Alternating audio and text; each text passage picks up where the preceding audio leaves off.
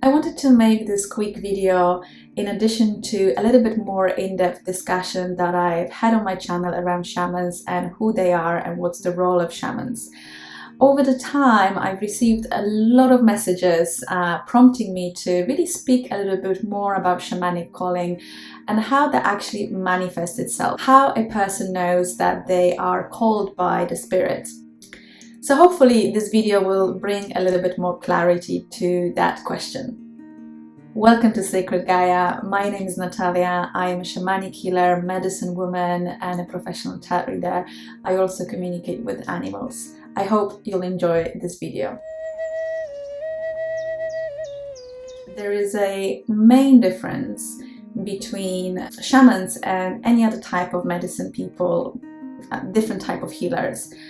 Shamans are always called by spirits. That is really number one condition. And other type of healers, medicine people, may decide to do that job because they have a really deep interest or they have a deep desire in terms of wanting to be of service and wanting to help people that way. There are certain signs that may assist both. But really what's important is seeking that confirmation that yes, this is coming from spirits. It doesn't mean that these signs definitely guarantee that you are being called to be a shaman, but there might be a further validation to that.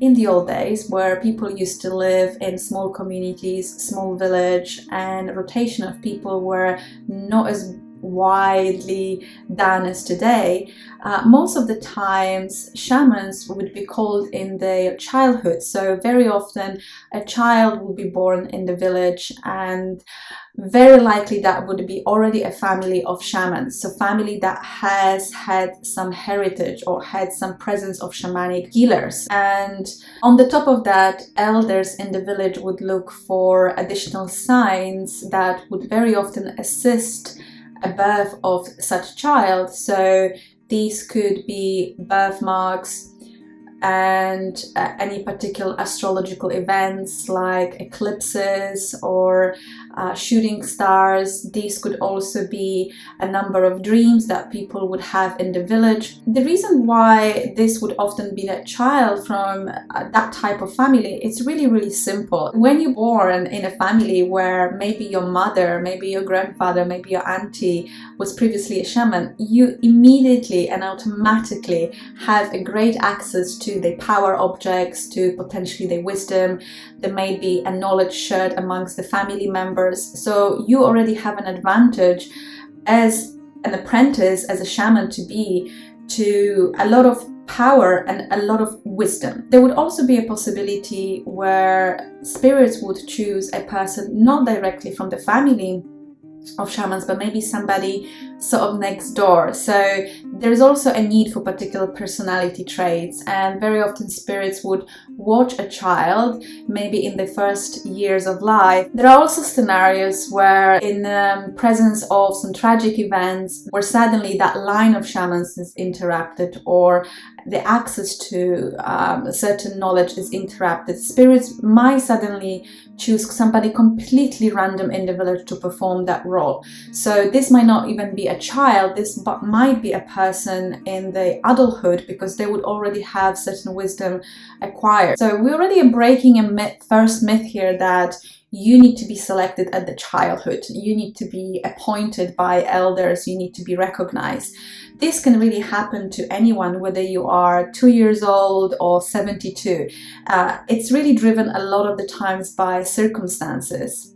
What's really interesting today is that most of us will not live in communities and villages like this. And even if we do live in a smaller towns, a lot of the times the wisdom, the ancient wisdom, is just completely lost. What spirits have as a challenge is to really find people around the world where they could really perform that role. Yes, you could be chosen still as a child.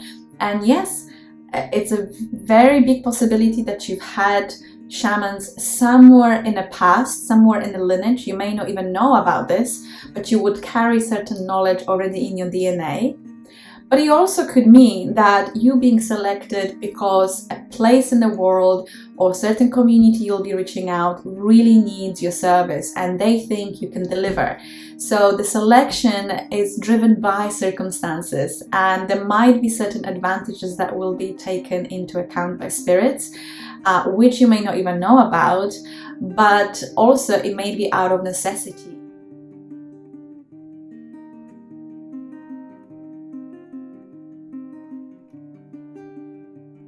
Shamans have a really strong relationship with spirits. Spirits are primary teachers for somebody that is becoming a shaman. And yes, there is a place for mentorship. Yes, there's a place for shamans transferring their knowledge onto the apprentice, but really the main teachers are spirits. So I really hope that with this video we added a little bit more clarity into shamanic calling and how that actually manifests and what are the certain rules that need to assist that. I also hope that we broke some myths, because I do think that there is a lot of judgment out there and a lot of people resist stepping onto this path because they simply have this massive fear of facing that backlash and facing that judgment and potentially upsetting maybe even different cultures.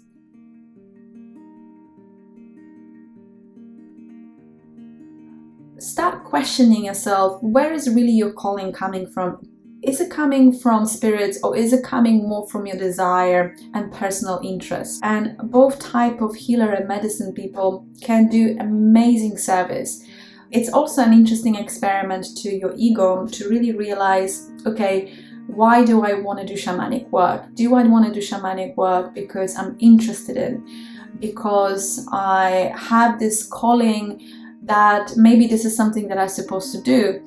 Or is it calling from more of a direct message from spirit, you've got to do it, and the more you resist, the harder life gets.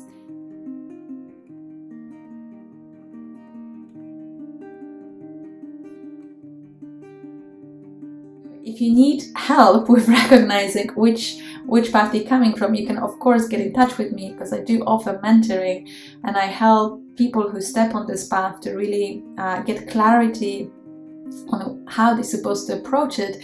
But you know, I'll leave you with that, and you don't have to get all the answers right away. It's a process. But I truly hope, and my intention of this video was to bring a little bit of extra insight and a little bit of extra spark into the conversation, and maybe just throw some questions. Let me know whether you have a different opinion, or whether you agree, or how do you relate to what we've discussed today. Thank you so much for watching. Lots of love. Stay healthy, stay joyful, present, courageous, and I hope I'll speak to you soon again. Bye bye.